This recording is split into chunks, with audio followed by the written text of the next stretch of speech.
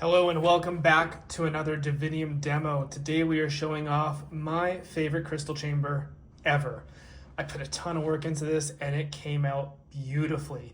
There's a lot to go over, so stay tuned as we dive in. I spent a lot of time going back and forth on ideas for this one. Ultimately, I wanted it to resemble an MB Metal Master, but still have its own design language. This took a ton of different tools, a lot of trying new ideas and restarting things over and over again, and finally we have a result that I am extremely proud with. Starting at the bottom, we have this speaker cover. This is fully handmade, and it's made out of brass to match the rest of the chassis. Moving up, we have a resin holder for the speaker with some mesh over top and some cutouts here, and you'll see why in a second. Up here we have some vents similar to the Metal Master, and on the back we have our USB-C for charging and data, our kill switch, which is very easy to flip with this aluminum cover, and a battery level indicator LED strip at the bottom there. The crystal chamber itself has this base section that is mimicking the grip on the Anakin lightsaber. Radiator fins around the crystal chamber styled after the MB crystal chamber fins, but with a little unique touch to them. Couple accents in the front, and a crystal from the MB Sabers origin, which is a nice little touch. Up top in the plasma gate, we have, well, a plasma gate. We've got openings where you can see the mesh and the plasma tube. We've got MB pipes going around with rods connecting them all through and through for added realism. We have a spinning crystal. Now this was difficult to do and even harder to illuminate even a little bit. The crystal itself spins in the module, and lighting that up is not easy. And if we turn out the lights, you'll notice it doesn't light up too bad. It's just under direct light that it kind of washes out. And the reason for this is because the motor is in the middle of the spinner. That's how it spins. And the crystal is on top, and we have a separate plasma gate lit by its own separate LED. So how do we light up the motor? Well, you can't see it, and no, it's not those little holes all around, but there are holes on the back drilled at a 45-degree angle so that they're completely hidden, and they actually go from the back plate to light up the crystal chamber. And you can see a little pixel ring that's lit up around the motor. So this is very difficult to do, and it doesn't light it up as bright as a direct pixel, but you can't directly light this crystal from underneath with the motor in the way. Using the saber is simple. You've got a blade plug that's custom sized. There's your blade retention screw. This one is for display. I'm going to include a second screw that'll be a little longer for blade retention. This one does not interfere if you want just a quick, simple display. This uses a 7/8 inch blade for added screen accuracy.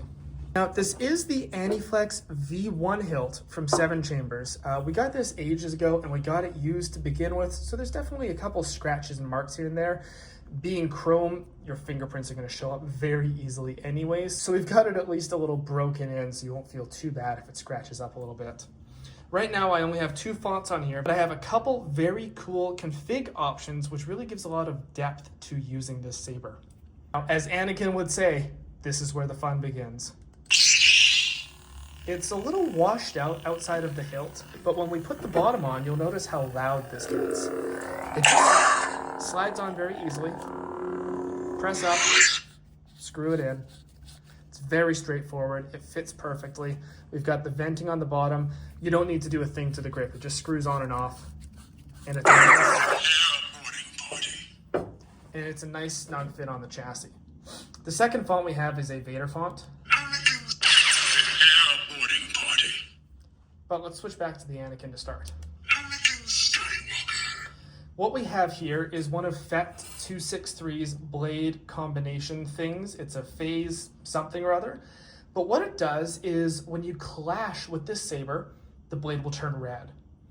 And it will stay red for 8 or 10 seconds. And the logic behind that is as Anakin is tuning into his anger and swinging this and smacking it really, really hard over and over and over, it starts to get more red, and then it turns red, and he has to stop and take a second to calm down to bring balance to the force. So I'll show you it here.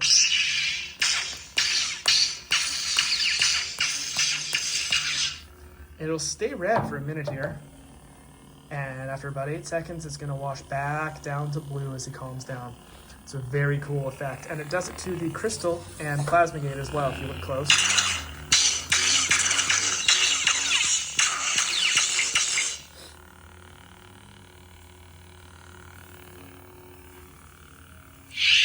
power buttons on the back.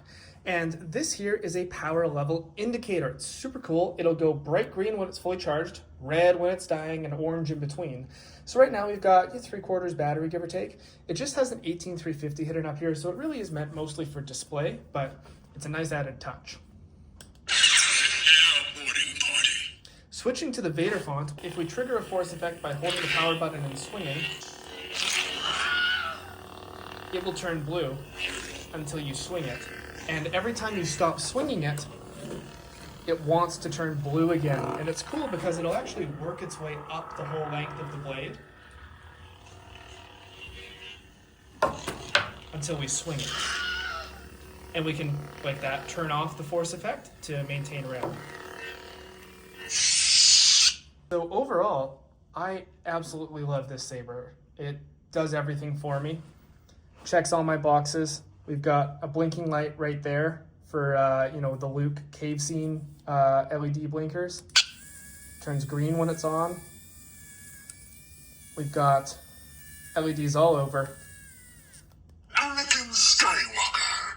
There's really nothing more I could ask for in this chassis. It's also very robust. I would feel comfortable with somebody dueling with this saber. Very sturdy. It's built very well. Not to pat my own back. And it came out exactly how I wanted it to. It took a lot of work, but it is just fantastic. Now, one detail I want to mention that won't show up very well on camera, it's very easy to see in person. We have these radiator fins. They're made by hand on my pantograph mill and then polished and touched up by hand using traditional techniques. We've got files, we've got ruby slips, we've got oilstone paste, we've got diamantine or whatever it's called. And the effect is we have these bevels on the radiator fins that really catch the light when it rolls around and makes them look just beautiful. Not too new, not too old. They are made out of brass, and then they have perlage on them, which you may see in some other videos. You don't see it when the chamber is assembled, but it helps catch the light and scatter it around. It's hard to see with the light on, but you can see it as well. We got a little perlage in there. And then the fins are rhodium plated, but they're prepped beforehand, so the rhodium plating doesn't take perfectly, and you'll notice spots where it looks like the plating is kind of wearing off and wearing down. The radiator fins took some of the most amount of work on this entire build, but they came out just how I envisioned. They're absolutely beautiful. That's all for this video. Thanks for watching, and may the Force be with you.